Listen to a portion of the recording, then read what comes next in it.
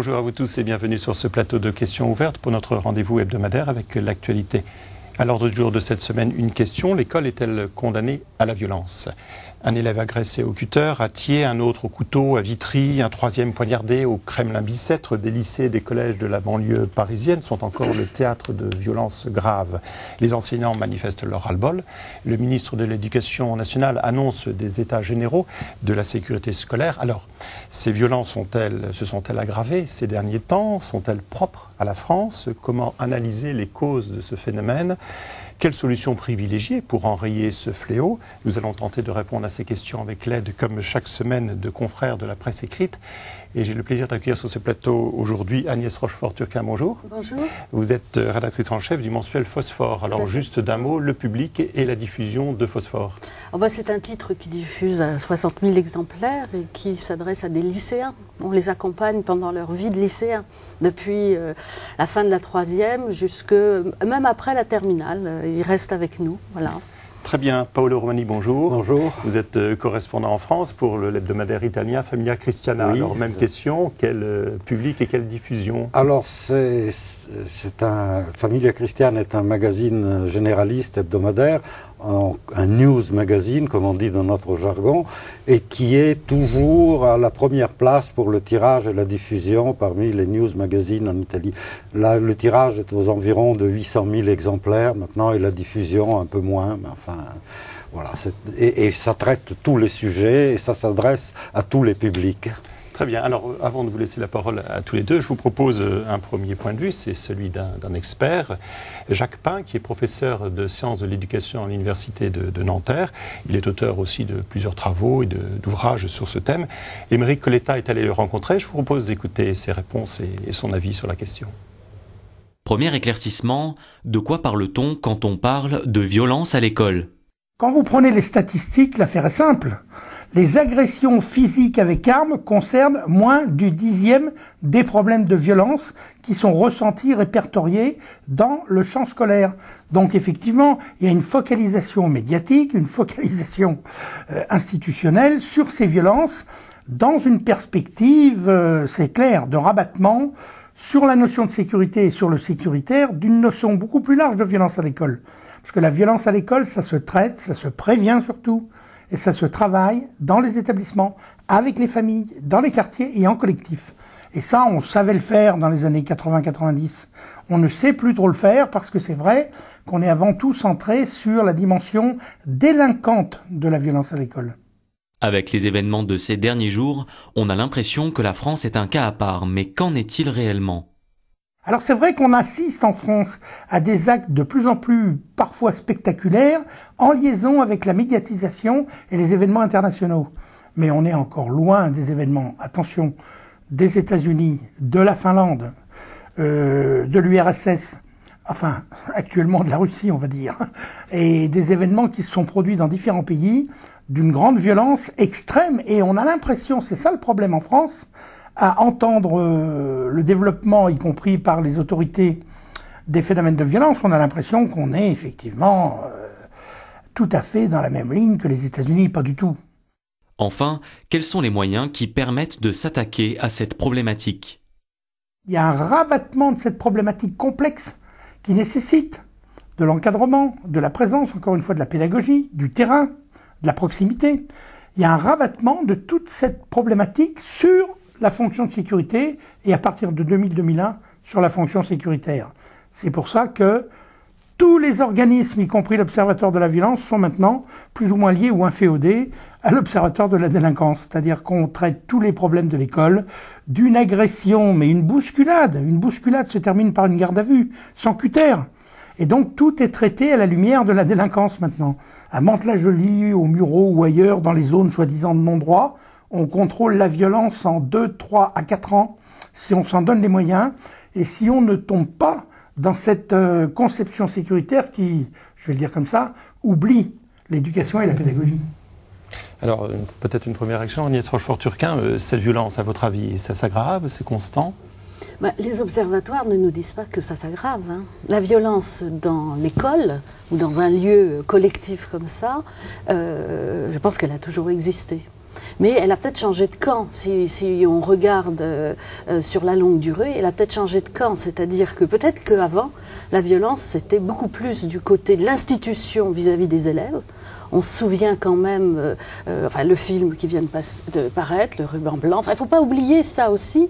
Je ne crois pas que la violence était exclue des cours de récréation de l'école de la Troisième République. On dit qu'à la Sorbonne, de tout temps, il y avait des violences. On dit qu'il y avait des mutineries au lycée Louis-le-Grand. Alors, Paolo Romani, est-ce que cette violence, elle est également présente dans d'autres établissements, dans d'autres pays, en Italie par exemple? Écoutez, alors, effectivement, en Europe, en tout cas, en ce qui concerne les pays comparables, les pays limitrophes de la France, tels que l'Italie, l'Allemagne, l'Espagne ou la Grande-Bretagne, la France fait figure un peu d'un cas à part parce que il n'y a pas la même violence, en tout cas elle n'est pas aussi répandue. Il y a des cas, bien sûr, de temps en temps, des cas de violence extrême à l'école, mais ce n'est pas aussi répandu et ce n'est pas aussi médiatisé en tout cas.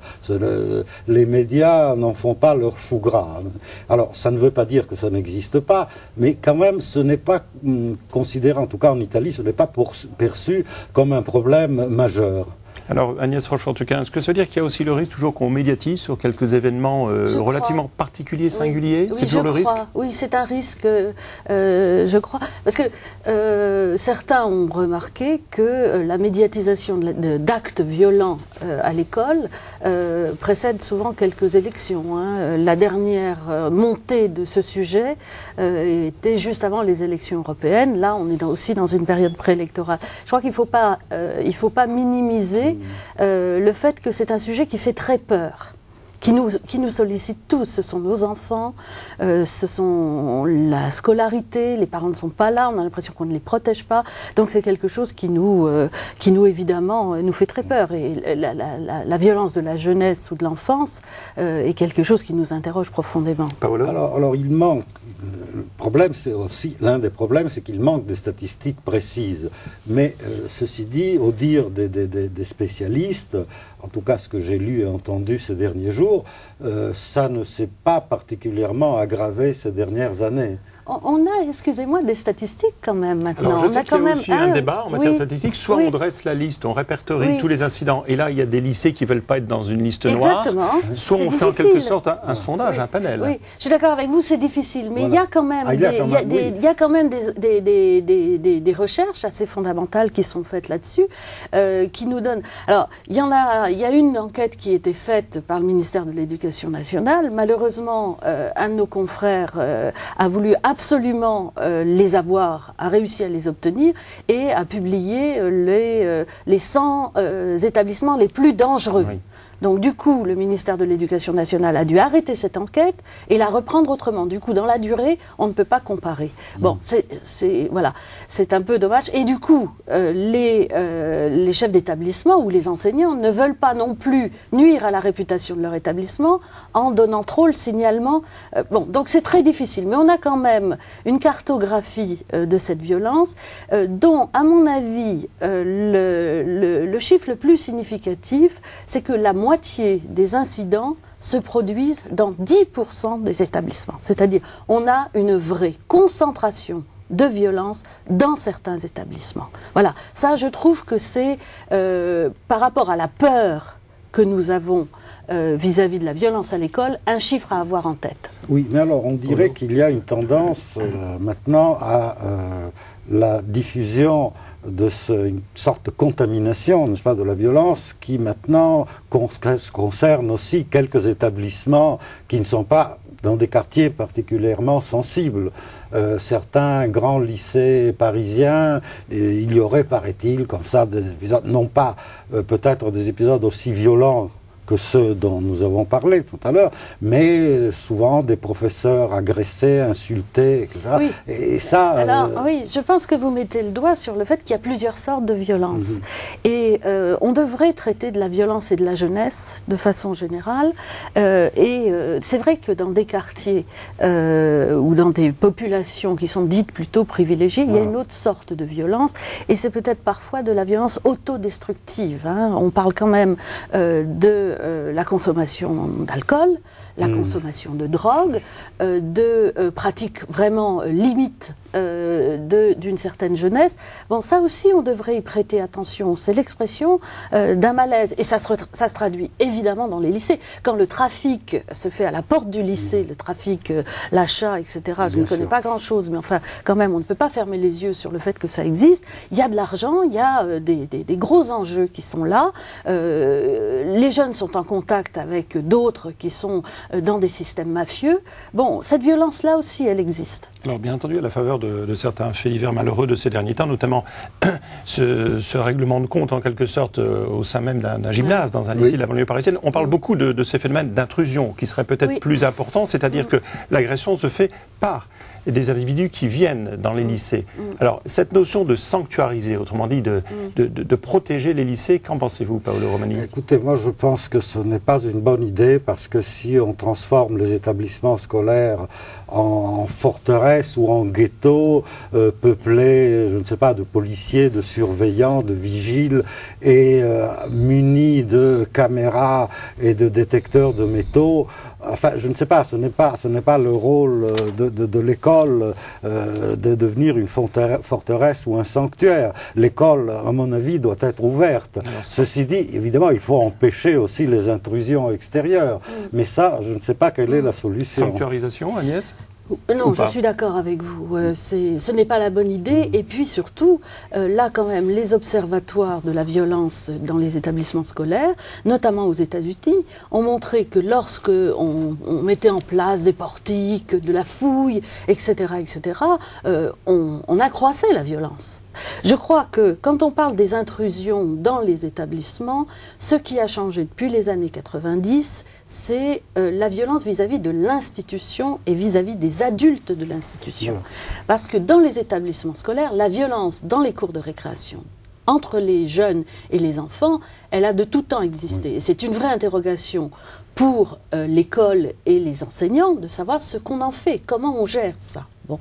Mais, et puis, la violence aussi, je dirais, de certains professeurs qui avaient une autorité parfois outrancière et parfois injuste vis-à-vis des élèves, ça aussi c'est une forme de violence. Mais ce qui se passe aujourd'hui, je pense, c'est quand même une montée générale de l'incivilité. De l'incivilité, c'est-à-dire il n'y a plus ce qu'ils appellent respect, ce qu'ils réclament comme respect, mais eux-mêmes ne sont plus en mesure, et ça vaut le coup de se poser la question, pourquoi, de respecter les enseignants et de respecter les normes de l'institution. Alors on peut donc s'arrêter de quelques instants sur en effet les causes. Alors on met en cause aussi en effet l'environnement familial. Oui, bien sûr, on peut mettre en cause toutes sortes de choses. On peut dire que l'école est le miroir de la société, et donc la société est de plus en plus violente, et donc l'école aussi, puisque c'est le miroir de la société. On peut mettre en cause la télévision, le mauvais exemple que donnent des séries télévisées qui sont à base de violence, les jeux vidéo qui sont violents, enfin toutes sortes de causes. Mais il y a, je crois, en France, une autre cause peut-être plus spécifique et qui justement tranche sur les pays avoisinants et qui fait que dans les pays avoisinants le phénomène est moins peut-être voyant et peut-être moins important. C'est qu'il y a une sorte d'hostilité latente, il y a un malaise dans les rapports entre la société française et sa jeunesse.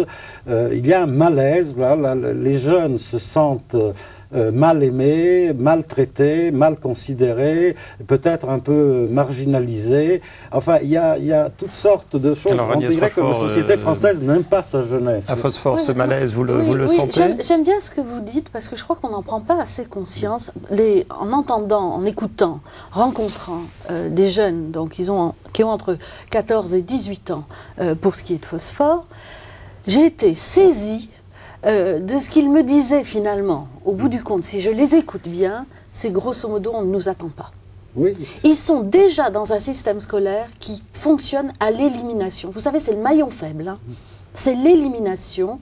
Donc, dès le début, ils sont dans une espèce de course à la réussite par élimination. L'école n'est pas, je dirais, par la bonification. On est d'abord dans le risque de l'exclusion. Et je pense que c'est caractéristique aujourd'hui de la société française, c'est ce phénomène de 70% de la population française a peur de devenir SDF. C'est-à-dire on a un système social qui est très incluant quand on est dedans. Mais dès qu'on n'est plus dedans, alors il est très excluant. Et je pense que si 10% des établissements scolaires concentrent 50% des incidents, c'est bien parce qu'on a des zones d'exclusion. Voilà. Voilà. Oui, oui, et puis alors, ce malaise, je pense, et cette conflictualité est aggravée un peu aussi par certains comportements. Je pense aux comportements un peu irresponsables de la police, parce que si vous avez assisté à des contrôles d'identité lorsque il s'agit de jeunes, eh bien... la police n'y va pas de main morte, surtout quand le jeune est maghrébin ou africain, n'est-ce pas? Et en plus, on voit des choses, des gamins de 14 ans menottés. Enfin, vraiment, c'est un peu... Il y a eu quelques épisodes dont la presse s'est fait l'écho récemment. Oui. Alors, il y a ce problème, bien entendu, du rapport entre, en quelque sorte, les adultes et les jeunes. Il y a aussi, bien entendu, un autre argument qui a été notamment mis en valeur par notre expert. C'est cet argument qui est de dire... on focalise tout sur le côté sécuritaire. Et pendant ce temps-là, nous avons bien entendu des associations de parents, mais aussi des syndicats qui disent que c'est un problème de moyens. Alors Agnès Rochefort-Turquin, est-ce qu'on retombe sur le fameux débat, comme toujours en France, il n'y a pas assez de personnel enseignant ou personnel surveillant? Oui. En tout cas, je crois que l'intuition de la population, quand on l'interroge, c'est quand même qu'on résolvera les problèmes par de l'humain et pas par de la technique. Et quand on dit qu'il n'y a pas assez de moyens, souvent c'est des moyens humains, c'est pas autre chose. Donc je trouve que ça c'est sain, déjà de se dire que les difficultés, un enfant difficile, c'est un enfant qui a des difficultés. Voilà. Si déjà on repartait de là, je pense qu'on serait mieux situé pour aborder la question de la violence de ces jeunes. Alors, c'est vrai que les surveillants, dans les établissements, le nombre de surveillants a diminué de moitié dans quelques années. Le lycée de Thiers, 11 surveillants à temps partiel pour 1500 élèves. Voilà l'argument. Oui, mais voilà. Mais comment peut-on imaginer que des enfants qui sont en permanence, qui sont nombreux, par classe, etc., vivent toute la journée dans un lieu clos comme ça, puissent apprendre tout seuls à être civilisés? Enfin, il faut quand même se rappeler que être civilisé, ça s'apprend. Voilà. C'est une humanisation. Voilà. Oui, les surveillants, je pense que vous êtes d'accord avec moi, mais les surveillants ne peuvent pas se transformer en garde-chiourme. Ce n'est pas leur rôle, n'est-ce pas? C'est-à-dire qu'il y a un travail de longue haleine à faire en amont de l'école, avant l'école et en dehors de l'école. Et puis, ce travail doit être accompagné par un autre travail à l'intérieur de l'école. Mais c'est un travail de longue haleine. Évidemment, on ne résoudra pas le problème avant les élections. Vous aviez raison tout à l'heure de souligner que le problème est médiatisé au fur et à mesure que s'approche la date des élections.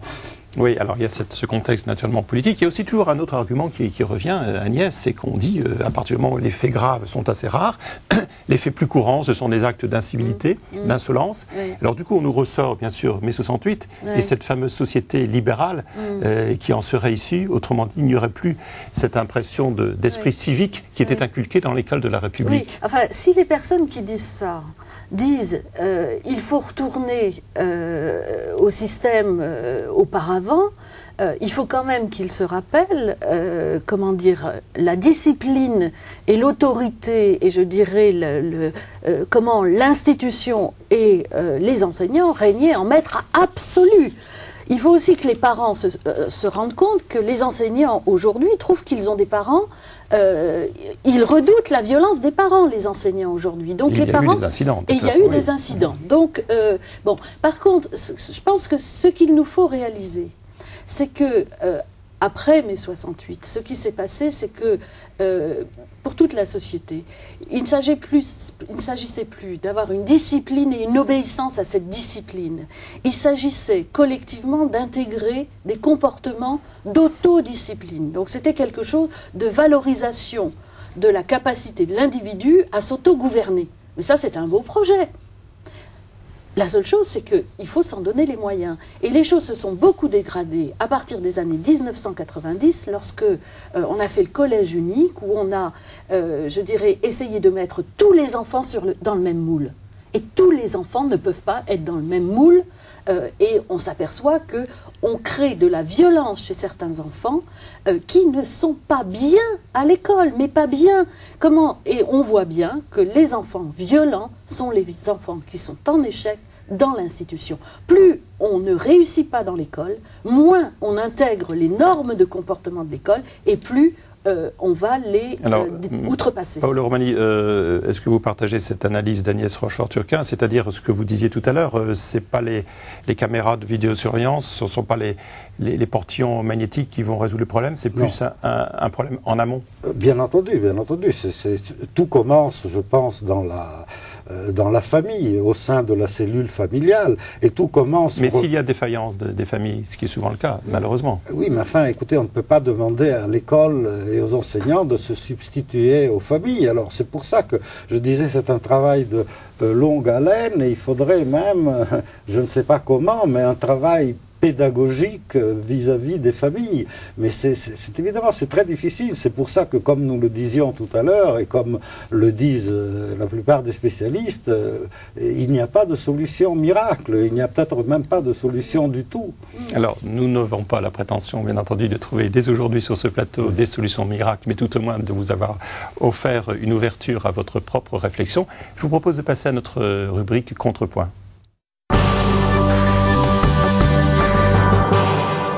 Turquin, en dehors de cette actualité sur l'école, vous avez peut-être d'autres éléments qui vous ont frappé, qui méritent alors point d'exclamation, de suspension ou d'interrogation? Oui, surtout un petit coup de cœur, un petit coup de chapeau à des initiatives qui sont prises par des acteurs de l'éducation, puisque c'est le sujet. Et j'ai trouvé sur le blog qui s'appelle Bondi Blog, qui est né en plein événement de voitures brûlées dans les banlieues, vous vous rappelez, il y a quelques années, ce Bondi Blog, un partenariat avec l'École supérieure de journalisme de Lille, offre une inscription, une ouverture des inscriptions aux concours, aux classes préparatoires, des concours pour rentrer dans les écoles de journalisme, entièrement gratuite aux élèves boursiers. Voilà. Donc je crois que toutes les initiatives qui pourront être prises pour casser l'idée de ghetto, et que quand on est mal né au mauvais endroit, on n'a aucune chance et aucune place dans le système scolaire, ce sont des mesures d'anti-violence à l'école. Vous inscrivez cette initiative dans tous ces coups de main en quelque sorte qui sont proposés aujourd'hui. Ça a démarré avec Sciences Po à Paris, on sait bien avec des lycées de banlieue, pour en quelque sorte favoriser à travers c'est quoi? C'est une forme de discrimination positive? Oui, en tout cas, par rapport au sentiment, on ne nous attend pas. Là, en tout cas, on nous permet. On nous permet. Et redonner de la projection, mais de la projection élitiste. C'est-à-dire, je peux progresser par l'apprentissage, l'enseignement, etc. Voilà. S'ils n'y croient plus, ils ne peuvent pas être bien à l'école. Paolo Romani, votre contrepoint? Alors moi aussi, c'est un coup de cœur et plutôt un coup de chapeau à M. François Fillon, le Premier ministre, qui a, je dois dire, très habilement réussi à enterrer ce débat sur l'identité nationale. Ça a été un enterrement de première classe. Et c'était un débat qui prenait des allures un petit peu absurdes à l'heure de l'Europe, parce qu'il y avait là des relents de nationalisme désuet, peut-être. En tout cas, ça pouvait être interprété comme une machine contre les immigrés et une sorte d'appareil xénophobe. Donc, bravo à Monsieur Fillon qui a réussi à enterrer ce débat. Et je pense qu'on n'en reparlera plus pendant longtemps. Vous aviez eu un écho sur ce débat dans Phosphore, Agnès? Le débat de l'identité? Sur l'identité, oui. Vous aviez considéré qu'il était inopportun?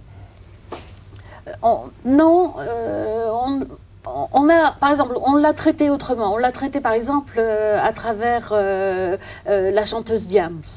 Qui a été le porte-drapeau d'une certaine jeunesse et qui a été aussi sous le feu de l'actualité parce qu'elle porterait un foulard, etc. Voilà, on a traité plus. Ils sont dans la singularisation, hein, donc comment je me construis moi dans mon identité. Voilà. Très bien. Cette émission s'achève.